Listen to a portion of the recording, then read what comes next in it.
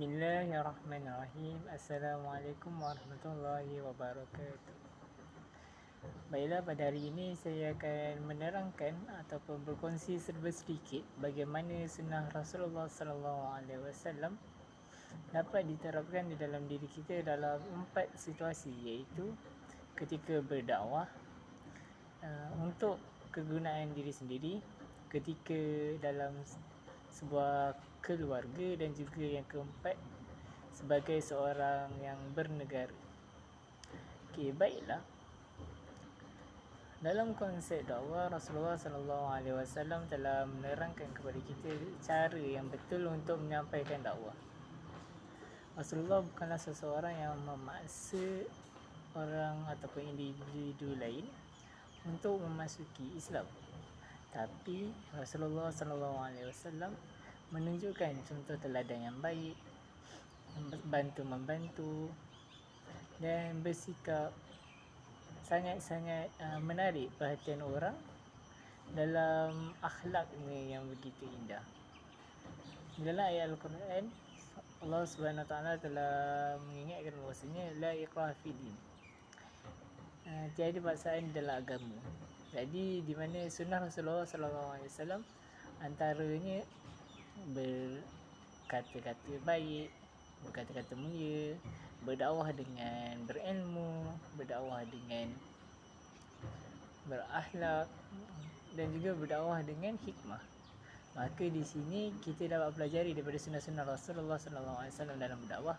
Kita wajar mencontohi cara ataupun apa yang diperlihatkan oleh baginda bagi memperkukuhkan lagi gaya kita untuk berdakwah kepada rakan-rakan ataupun seluruh manusia yang lain.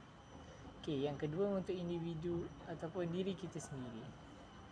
Jadi sunnah Rasulullah SAW banyak dalam diri yang boleh kita amalkan. Antaranya berpuasa, bersedekah, menolong orang.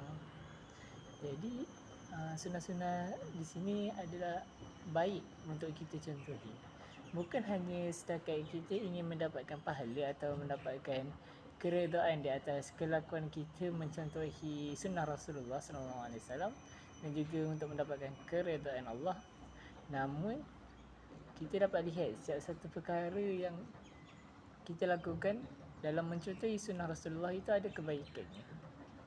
Sebagai contoh, kita menolong orang.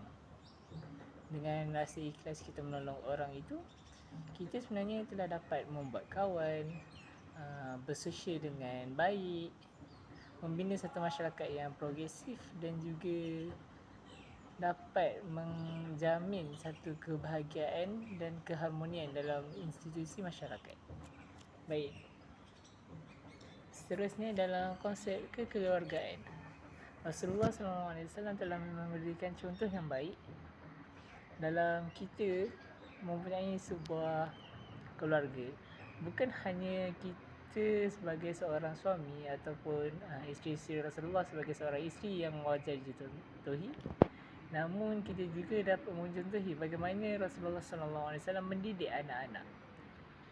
Kita dapat lihat bahawasanya kita sebagai seorang ayah ataupun seorang anak wajar menghormati kedua-duanya, dan kita sebagai seorang anak wajar menghormati ibu bapa, manakala kita sebagai seorang ayah tidak wajar untuk mengkongkong anak, tapi sepatutnya kita develop ataupun mengembangkan potensi yang ada pada anak kita.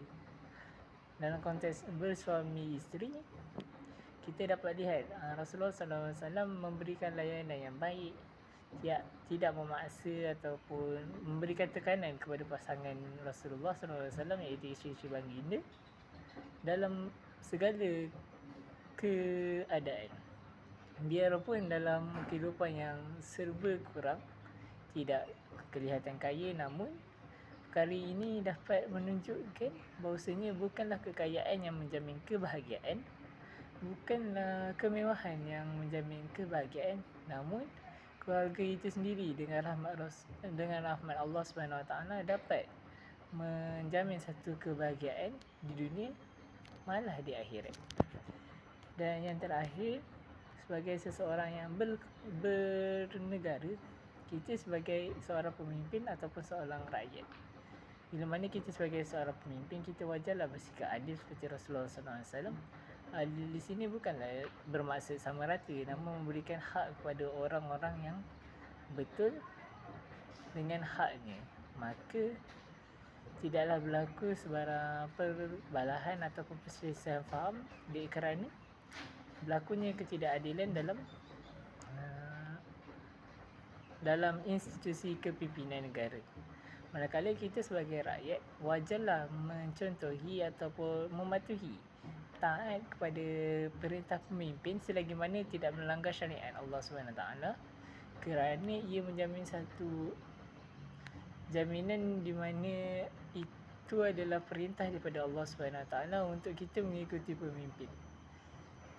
Jadi di sini Rasulullah sebagai satu figura ataupun satu figure yang wajar dicontohi sebagai seorang pemimpin kerana keadilannya dan juga kesamarataannya. Beliau walaupun sebagai seorang pemimpin bukanlah untuk bermewah-mewahan, namun beliau menggunakan peluang beliau untuk menarik masyarakat-masyarakat untuk memeluk Islam dan juga berlaku adil dalam setiap urusan yang berlaku di dunia.